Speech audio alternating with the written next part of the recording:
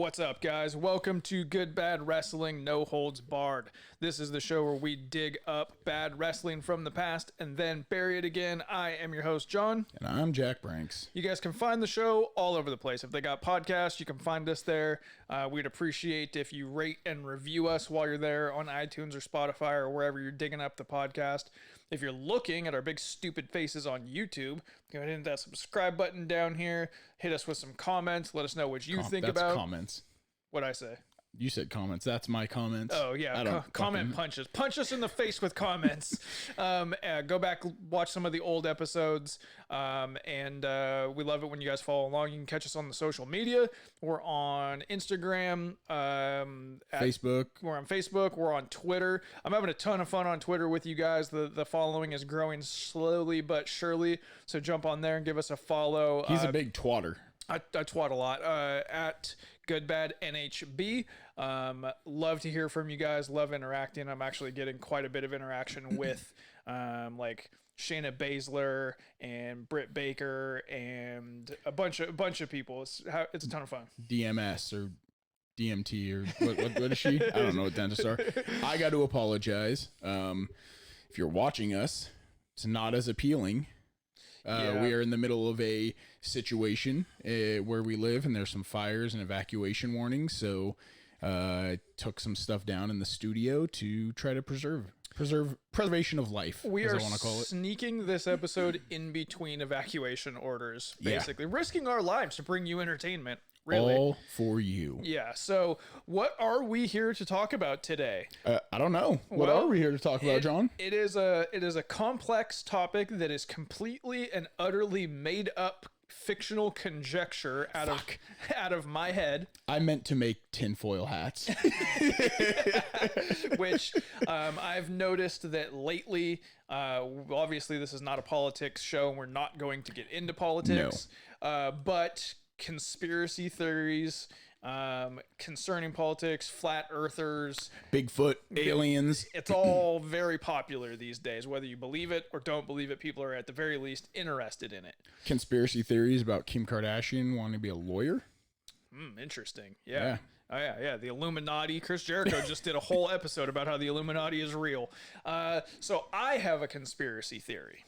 So what I'm going to do is I'm going to explain my conspiracy theory to you and to the audience. All right. Then I have listed out some, not proof, but topics which may help my case in my theory. Some talking points, if you will. Yes. If this was a professional show with people that knew what they were doing, they might call them talking points. But unfortunately, it isn't. We're a big bag of idiots. Yeah. Idiots. Yeah. Idiots. 50% of people are below average intelligence, and that's us. And that's 100% of us. 143 and 2/3% chance of us. Okay, here's my theory. Do you remember in 2019? Pepperidge Farms remembers. November 2019. Okay. WWE goes to Saudi Arabia. Yes. In Saudi Arabia, there was an incident. Do you recall the incident? Was this when they were not allowed to fly back? Yes. They were held hostage. Yes. In Saudi Arabia and could not return home. Yes. The reported story there was that the Saudi government had not paid hundreds of millions of dollars owed to the WWE at that time.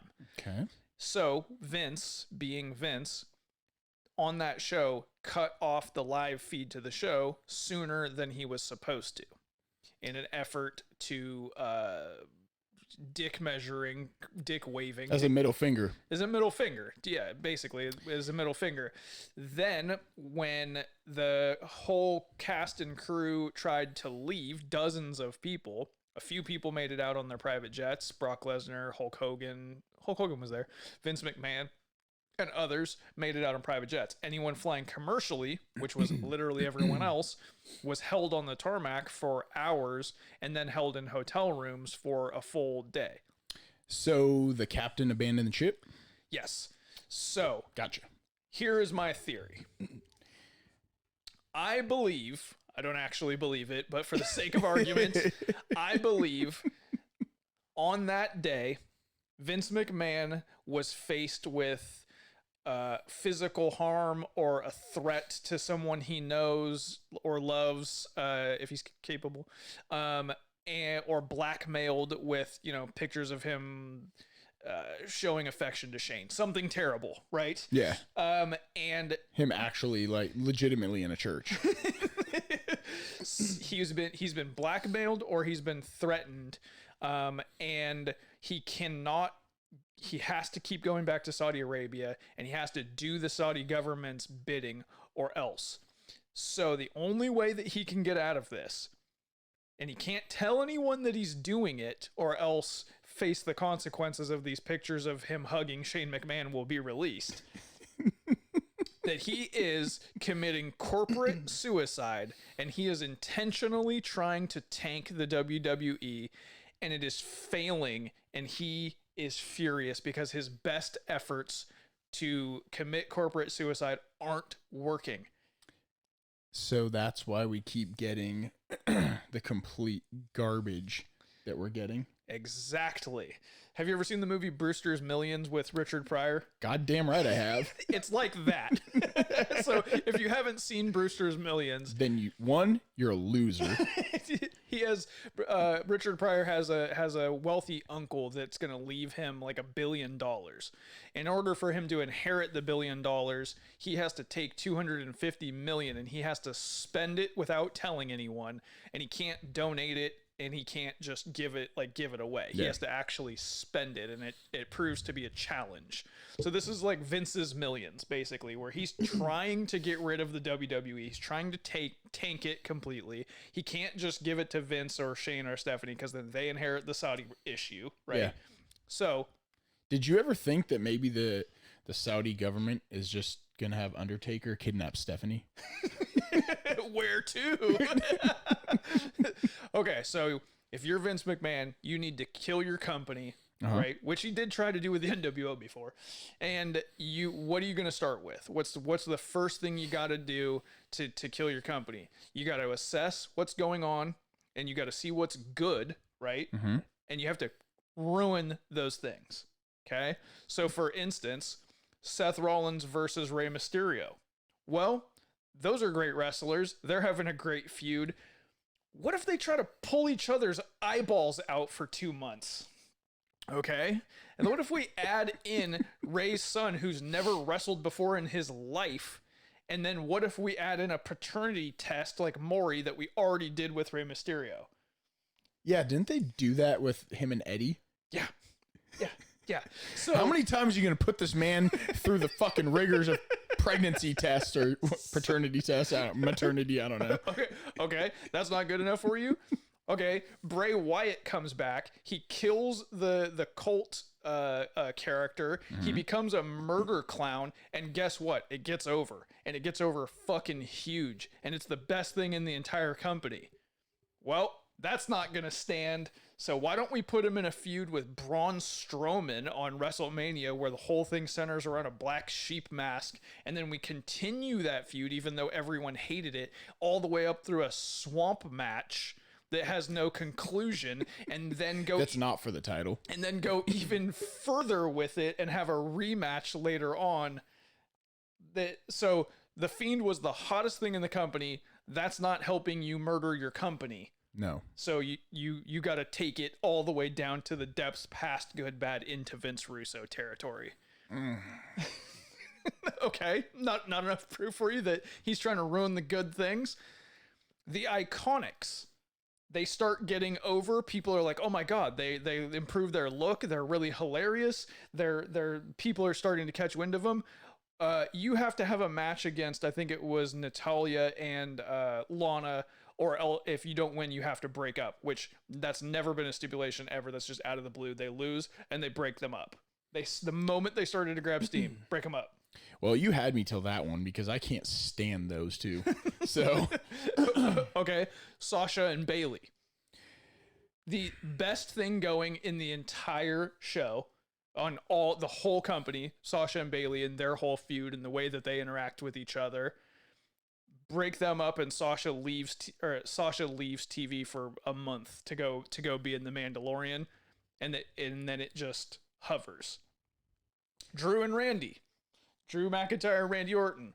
Okay, yeah, they had a little feud, and then they had another match, and then they had another match, and then they had another match, and then they have an ambulance match, and it's still, you got to run it into the ground if it's good. You got to keep on going with it until it's bad.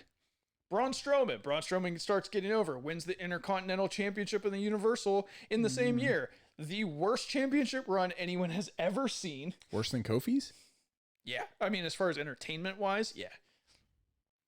And Nothing against Kofi, because he's an amazing talent. Yeah, okay. Just making that clear. I'm Vince McMahon. I'm trying to ruin my company. I got to take the things that are good and I got to make them bad. Hey, who's this little guy over here? Oh, that's Chad Gable. He's one of the most talented people on the entire planet. Super charismatic, ripped to no end, absolutely can wrestle his ass off, was in a really successful NXT championship team. He's kind of short though, right? Let's rename him Shorty G and put him in a neon basketball costume with a ruler on it. Okay. What's the next thing you're going to do after you've taken all your good stuff and you've driven it into the ground until it's no longer good? You're going to look at the bad things, the things that are going really poorly, and you got to emphasize the shit out of those bad things, right? Yeah. So you're sitting around, you're thinking to yourself, what's bad shit, pal? And then your idiot kid comes up behind you and he's like, Dad, I got a sick idea. It's sick. It's really sick. Yeah, it's sick, bro. Like, people are going to get hit in the face. It's called Raw Underground. It's fucking sick. And you're like, oh, God, this idiot kid. Get him out of my office. I thought I told Linda to watch him today. And then it occurs to you, wait, I'm trying to kill my company, and that idea is god-awful. Let's do it. We need... what I've always wanted was a WWE Fight Club. So you start running a Raw Underground. Where is it? How do the superstars get from regular Raw to there within the same episode? I don't know. How do you Underground, stupid. How do you even win a match? When Shane goes, oh, sick, yeah, sick, bro, kick to the face. That's it. It's over. Whenever he decides. Okay. So yeah, no one likes it. Literally no one. Let's run with that as much as possible. But maybe Shane will not know that we're trying to kill the company, and he'll build up a 7-foot monster to become a star on there. So you get Dabba-Kato, and he's winning matches. And then, wait a minute. I've ruined Braun Strowman to the point where he has regressed all the way down to Raw Underground, and he knocks out Dabba-Kato like that. So now neither one of them are a star. That's a good thing. So that's good. That's really helping us kill WWE. Okay, now we need to take care of the women's tag division. We broke up the tag champions already with Sasha and Bayley, which has potential to be a good story. And we broke up the Iconics. Legendary tag team. So now the women's tag team division consists of... Why do we have women's tag belts? Why are there women's tag belts? So, okay, that's crap. We can keep that right where it's at. Which brings me to Retribution. Thoughts? We've talked about this at length, and it is just god awful. Yeah. I mean, I don't even know if I can just reiterate. It's bad in concept. It's bad in execution. It's bad in taste. It's bad in taste. It's bad on TV, and it's even worse on Twitter. I know you're not on Twitter. No, but you send me twatter pictures, and it is fucking awful. You've got T-Bar and Mace. You gonna try that again? And they are so gotten to and trying to defend this god-awful angle and god-awful logic and god-awful writing and booking, and they're constantly defending it on Twitter. When you got Dominic Dickhead, T-Bar, or T-Boz. All we need is chili and we're fucking set. Yeah. Yeah. It's unbelievably bad. But if you're trying to commit corporate suicide, It's perfect.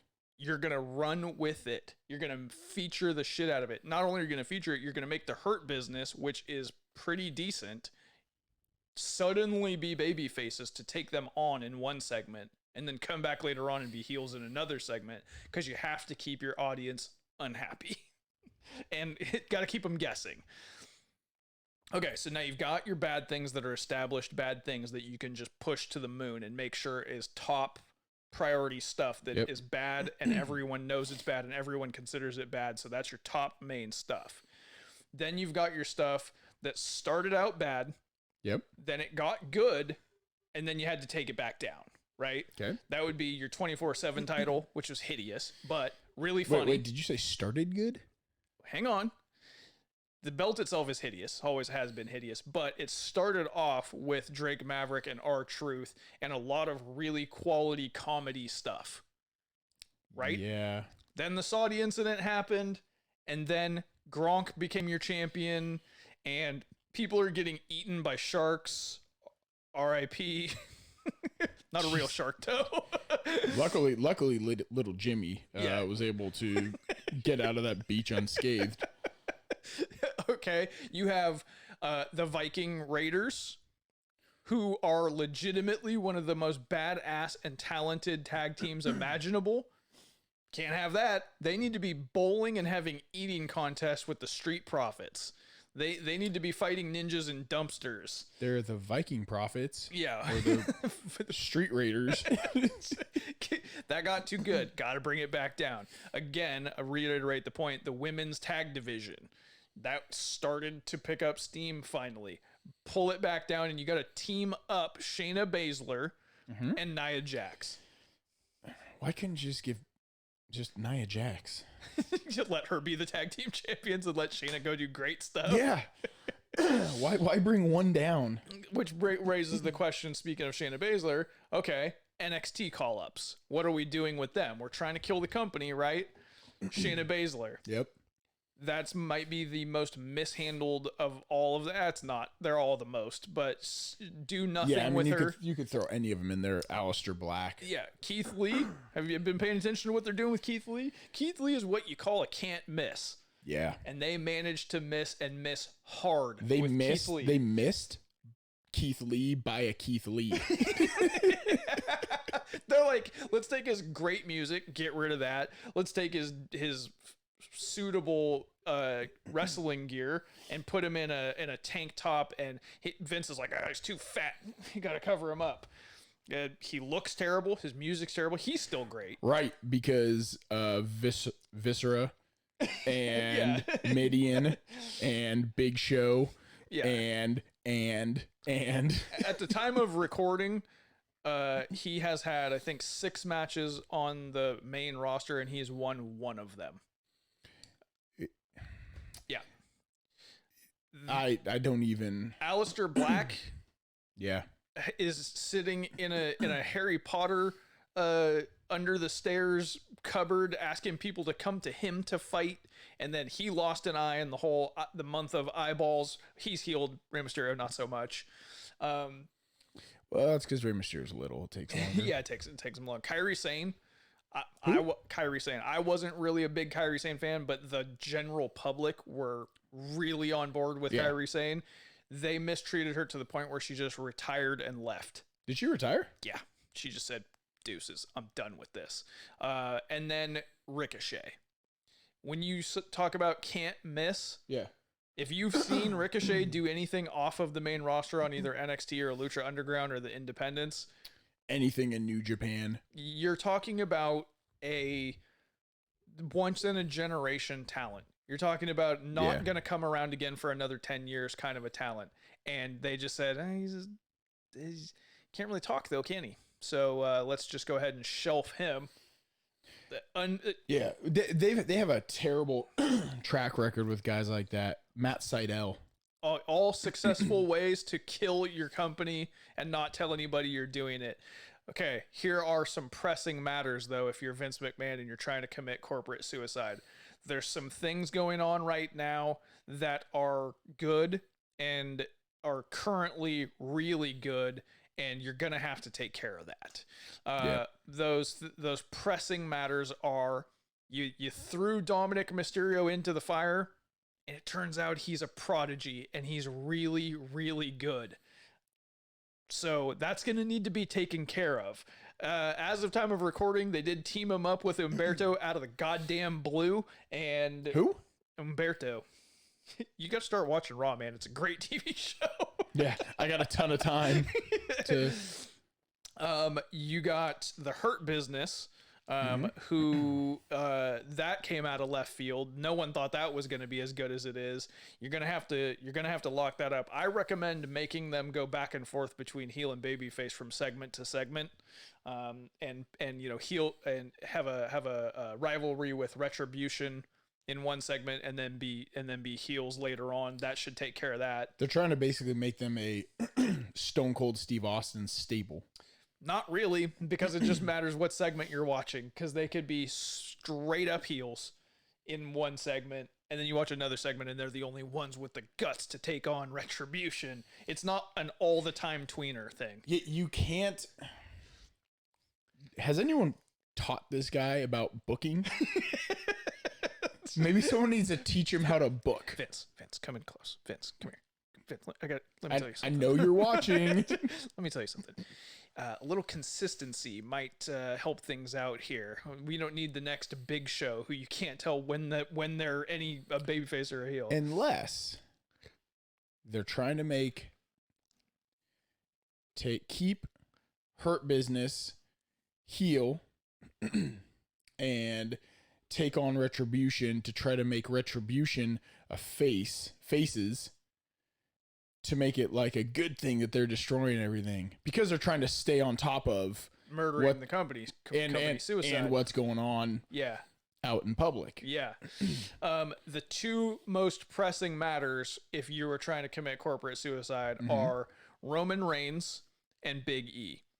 So those are actually big. You had no confidence whatsoever in Big E, so that's why you put him in New Day in the first place, and then god damn it, they got over. Yeah. They got over big. Didn't see that one coming. So then you got to break up New Day, not break them up, but separate them, and you got to give him a singles run because you don't think he can do it. And turns out, dude is outrageously talented in every aspect of the game. That's a big problem for your Is he the headliner on SmackDown? He's making his way towards the title picture. He's climbing. He's having a really successful singles run. I think he's feuding with Sheamus on his way up. The other thing is stupid sexy Roman Reigns got a brand new grill, took his stupid vest off. Look at my hair and my muscles. He's ape shit fuck jacked, looks like Aquaman coming out. And you stick him with Paul Heyman, who you fired on Raw, and it's the hottest goddamn thing in wrestling outside of anything that's in AEW. And then you put him in a family feud. Yeah, a hot family feud with Jey Uso. That went over like fire. Yeah, so can't have any of that. That's going to need to get extinguished. And they're going to need a paternity test. Yeah, let's get a paternity test in there. Let's bring in Rikishi to be a special guest referee or run over somebody. Yeah. Someone's get choke slammed into the back of a truck that backed up to a cage for why? I don't know. Yeah, we got to take care of that. Okay, so the other thing you're going to want to do, the last thing you're going to want to do if you're committing corporate suicide is you have got... Bring back Corporate Kane? Yes, that would help. That would help a lot. You have got to get rid of anyone who's going to raise your stock, right, with the public and your actual public trading stock. When was the last time Daniel Bryan was on there? Who? Daniel Bryan. He's a little bit on the shorter side, the most talented wrestler on the face of the planet. You've seen him before. Got a beard. He doesn't eat meat. Yeah, that guy. Yeah, that guy. He hasn't been around for a while. Yeah, we don't need him. At first, we thought, it's global crisis related. Well, Roman Reigns came back, and Sami Zayn came back, and where's Daniel Bryan? He's gone. So then you got to also take Kurt Angle, Drake Maverick, Zack Ryder, Kurt Hawkins, Carl Anderson, Luke Gallows, Heath Slater, Eric Young, Rowan, Sarah Logan, No Way Jose, Mike Chioda, Mike and Maria Kanellis, EC3, Aiden English, Cassius Ohno, Curtis Axel, Leo Rush, Primo and Epico, and Rusev, and fire them when you're making record profits, which you do not want because you are committing corporate suicide. So, obviously, you don't know how to run a business. So, this all encompasses my theory that Vince McMahon is trying to take down his own company without revealing that he's doing so. And I would love to invite you guys to get at us on YouTube, Twitter, Instagram, wherever, and either support or argue this point with me. My conspiracy theory. Put on your tinfoil hat and get at us and let us know. Like, I want to see pictures of you guys with tinfoil hats. Yes. Put on a tinfoil hat and send us a video. Yeah. Spread the message. Don't get us sued, though. I'm not trying to get sued. No. That's why up front, total conjecture, nothing to base this off of except for facts. Except for 12 months of facts. Yeah, I got nothing. I don't know if I can play devil's advocate on any of these. Yeah, I mean, when you look at the last year of that company through the lens that they are absolutely trying to tank it, I brought it up as a comedy theory, but it kind of holds water. It also follows the timeline. Also follows another big milestone, another big event. What was that? This new little company that started. Right. Yeah, the little tiny startup that could, AEW, which started in October of 19. Yeah, it all started kind of around there. Yeah. And maybe there's a little bit of fear. Wait, did Vince get involved in football and get confused because, you know, he's a little bit advanced age? Does he think he has the first draft pick next year if he if he does bad enough? Does he think he gets the first draft pick next year? Like, ooh, that Hangman Page is mine. Man, I got nothing. I'm trying to work around this. All the angles point to you. Your theory would be correct. Yeah, my theory holds water. If you disagree, or he just doesn't fucking have it anymore and needs to hang up his boots, figuratively. I don't care, literally. He can still do whatever he wants in the ring. He's still jacked as shit. He needs to hang it up and pass the fucking torch already and bring the company into the 21st century. And I don't mean stupid video wall that's creepy as hell with people fucking clapping and pumped in audience noise. Yeah. That's not what I mean. I was on board with that up until October of 19 because NXT has been drivel since then. So that leads me to believe that all of the kids are not all that capable either. So something has to give. Yep. All right. Get at us. Let us know what you think of the theory that Vince is committing corporate suicide, the conspiracy theory. If you're on the podcast or YouTube this time, stick around because we're about to drop some news on you. All right. We'll be right back.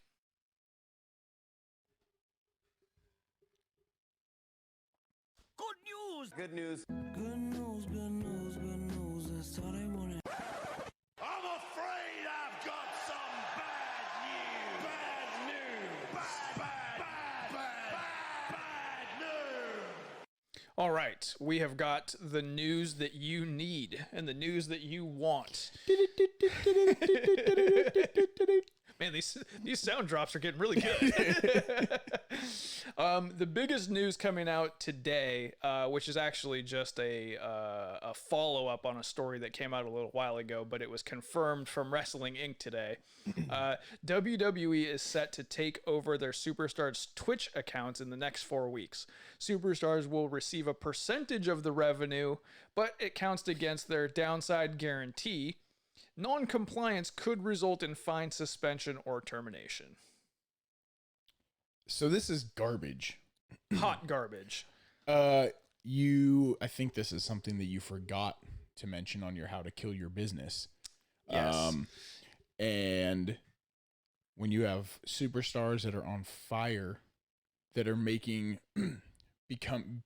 growing their fandom outside of the squared circle on things like Twitch, and I don't do any of these, but you have people making a shit ton of money with a ton of fans watching them play video games, which is stupid in my opinion, but it's huge. Yeah, but you should definitely watch us talk about them playing video games. Yes. What you should do is say no more of that, because we're not getting the money and we're going to piss everybody off and take your money. Yeah. That's what you should do. Yeah, so they're not even allowed to do their third-party accounts under their real names. It's not just that they can't use their work name. They can't even do it under their real name. Yeah. So the argument that the company made was, we created Paige, and you can't call yourself Paige and make money off of it that we don't get a piece of. Well, she can't use her real name either. She is actually going rogue and just doing her own thing. So congratulations to Paige, because she's got a massive following. I heard somewhere that her figures on a low end could be like 40,000 a month. Yeah, great, good for her. That's Jesus. If you can get it, then get it. This is borderline criminal to me. The fact that they're giving them a percentage of the thing that they helped build up, down, down, is massively successful for Xavier Woods. Outrageously financially successful for him. They get a percentage of that. Why? They didn't conceptualize it. They didn't help activate it. They didn't do anything. And then the money that they get from it comes out of their contracted downside guarantee that had nothing to do with third-party stuff. There needs to be a union. This needs to get talked about. Like, this is borderline criminal. What's going to happen is, I guarantee you, people whose contracts come up, they're not re-signing. Your AJ Styles, your Paige, your people like that aren't going to re-sign. No. And like, they'll be able to get by and make a shit ton of money doing their Twitch and those sort of things for a good while before they start to decline, because who are they now? Yeah. They're just a person until they go to until Styles goes back to New Japan or does some AEW stuff, or something else. Someone else pops up a company. Impact is new management, and it seems like they're doing some big things and making some changes. Maybe that becomes a thing. Yeah, if other companies go, I don't care what you do when you leave here. Could you imagine if Styles went back to Impact? Oh my God, it would overtake Raw probably, or I don't know what day it's on. I think it's on Tuesdays. But like Miro, Rusev, before he went to AEW, he said, or AEW, he said, I'm just gonna have a Twitch stream. I'm not gonna wrestle anymore. Yeah. Like, which, who knows if that was ever true or not, but he could survive just doing that for a little bit while his wife's getting put through tables because he talks shit. They're gonna get what's coming. Yeah. I can't argue it. Speaking of can't argue it, Arn Anderson files for trademark for the Four Horsemen, which, good for him. What is it? Which could mean a reemergence of Four Horsemen 2021 in AEW, which we have talked about offline.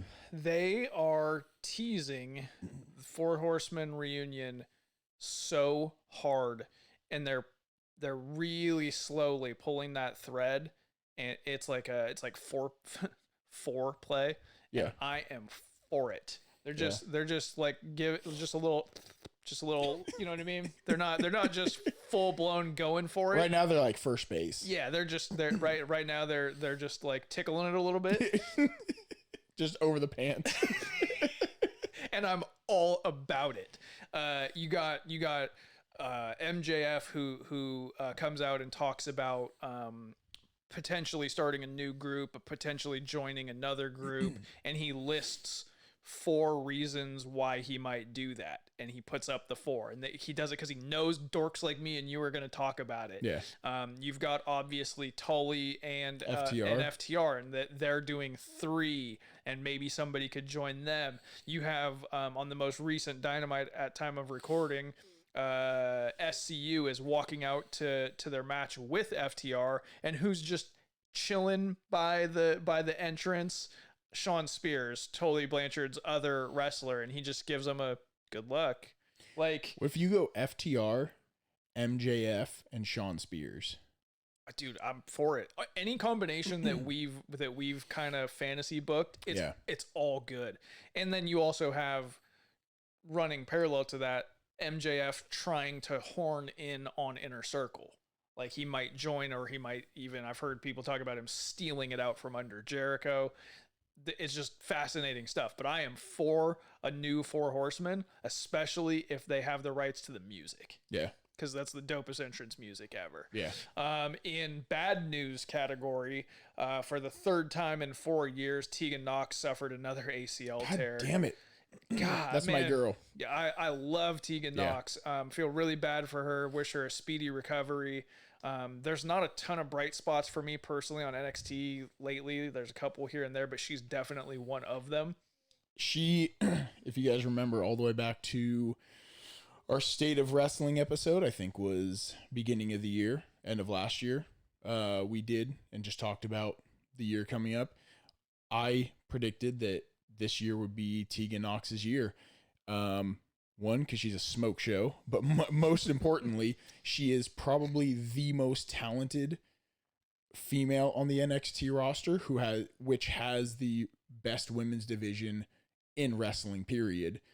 And she might be one of the best talents on the roster. Yeah, she's got almost no holes in her game, from character to promo to in-ring and fire and selling. She's great. She's just all around great. So speedy recovery to her. She did get 9 full months of 2020 of killing it. Yeah. So, she had a good year, and hopefully she has a speedy recovery and she can have a good 2021 also. All right. Speaking of killing it, I'm going to go to skip down a little bit. Happy first birthday to AEW. Today is the day that AEW debuted Dynamite in where were they? DC. They did the whole DC American flag thing. Some best memories of Dynamite so far? Man, my memory sucks. All of it for me blends, but that's not a bad thing. I haven't really had any negatives in the beginning. They had a few speed bumps, some referee issues. Guys aren't used to working a camera, working TV, but as we predicted, all that stuff will get worked out, and it has. I don't think I've noticed any of the ref issues that they had. I don't think I've noticed that for a while. No, the refs have really cleaned it up. The show overall has been trending upwards the entire time. And for the last, I want to say maybe 3 months, 4 months, could be longer. It's hard to say because what even is time right now? What is time and space and numbers and time? Yeah, it's January, February, COVID, December. I don't know, but they have had a trajectory where I forget who, somebody on Twitter, if it's you, get at us. Sorry, this is not my take. This is somebody else's take. Every Thursday they say, how can this Dynamite be the best Dynamite? Yeah. Because it seems like every single one is the best one, and it just keeps on layering and layering and layering. Some of my personal favorites, Kenny Omega versus Pac in the Iron Man match, was amazing. FTR's first appearance was blew my socks off. The Young Bucks versus Butcher and the Blade in the Falls Count Anywhere match was killer. Chris Jericho in general. It's pretty anything Chris Jericho. Yeah, anything Chris Jericho. Having people back to sing his music is so much fun. Yeah. So much fun. I think one of the things that they do the best that people might not notice that we talk about is their ability to build stars. In 1 year, they have taken people who were nobodies, and that's not a knock. I'm just saying in the world of wrestling, not many people know who they are. And now they are becoming a name. Look how quickly Will Hobbs went from being on Dark to Will Hobbs is running out, attacking Brian Cage. They have a history, but now people know his name. Yeah. Yeah. And they not gradually, but efficiently, he debuted on Dark. Yeah. Loses some matches where he looks good, starts winning some matches where he looks good, makes his way to Dynamite, player on Dynamite. And you go, yeah, that makes sense. You can in kayfabe go, that athlete learned and figured things out. And we're just using him as an example. 1 year ago, I didn't know who Orange Cassidy was. I cannot miss whatever he's doing. I did not know who Sammy Guevara was. He's one of the highlights of the show. I didn't know anything about Britt Baker. And the list goes on and on and on and on. Darby Allin. These people are now can't miss. Speaking of AEW, speaking of pulling the thread of a story, speaking of people who are outrageously talented that you may not have known about a year ago. Thanks, man. It's the nicest thing you've said to me. Earlier this week, AEW announced a tournament, and the winner of the tournament will get a future world title match. They announced 3 entrants in the 8-man tournament, and they are Jungle Boy, Rey Fenix, and Kenny Omega. Normally, we don't talk about storyline kayfabe stuff as a news segment, but I wanted to put this on here because you watched it, right? Not all the way. Okay. So, spoiler alert. Spoiler, so we can have a little brief conversation about the way that they did this. So they've been having Kenny Omega on commentary for Page's matches, right? You and I have talked off recording about how much we love that. This time around, they put Adam Page on commentary for an FTR match. Reason being, Adam Page believes that him and Kenny are going to come back as a tag team, and he needs to scout FTR because they're the champions. So he's got to watch that. Obviously, he's got a drink in his hand. Because he's a delusional drunk. And all along, Kenny Omega is saying, no, we're not going to reform as a tag team. I'm going to do singles. The match is going on, the match is whatever. At the end of the match, Adam Page is sitting there with a drink in his hand. He's schnockered. Excalibur breaks the news with glee in his voice. We're going to have a tournament. And Adam Page isn't even looking at him. He's looking the other way. He's just drinking. He's just not paying attention. And he goes, it's going to be a singles tournament. It's going to be the winner gets a title shot. Adam Page doesn't care. He's a tag team wrestler. Yeah. What difference does it make to him? He says it's going to have Jungle Boy. It's going to have Rey Fenix. And it's going to have Kenny Omega. And this gets Hangman's attention. And he just turns and looks at him like, you gotta be fucking kidding me. Like, my dream of being a tag team is now very clearly dead. Yeah. And Excalibur's like, did you know that? And he goes, I have to go. And he just gets up and leaves. And Taz berates Excalibur like, dude, don't just throw it in his face like that. The fucking brilliance of the booking of this company. Yeah. That shit is stuff that Vince McMahon's senile, decrepit ass could never conceptualize in 1 billion light years. It'll happen in 2 months. Yeah, after the fact. With the Iconics. I cannot blow the Hangman and Kenny story enough. Yeah. And they've never thrown a punch. And it's going to blow the fuck up. I cannot wait. The Mega Powers have nothing on Kenny Omega and Hangman Page. Yeah. All right, guys, that covers it for today. Get at us. Good Bad NHB, Good Bad Wrestling, No Holds Barred. You know where to find us. Drop us a comment if you're on the YouTubes.